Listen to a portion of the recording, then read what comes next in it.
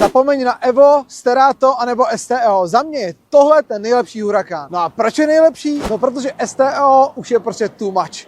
Je to moc sportovní, jenom zadokolka, nemá zavazorový prostor, no a technika Evo to radši nebudeme ani srovnávat. U Performante Lamborghini přichází poprvé s aerodynamika Lamborghini Attiva, což jsou aerodynamické prvky, které zvyšují přítlak toho auta. No a dál přišli s materiálem, kterýmu se říká Forged Composite.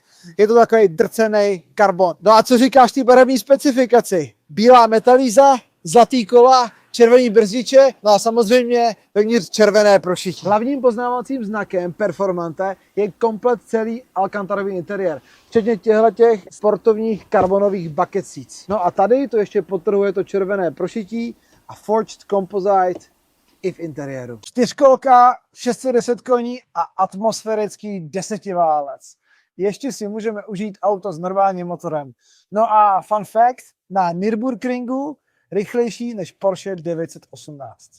To bylo celý Lamborghini Huracan Performante, už brzy v naší inzerci. Díky a čau.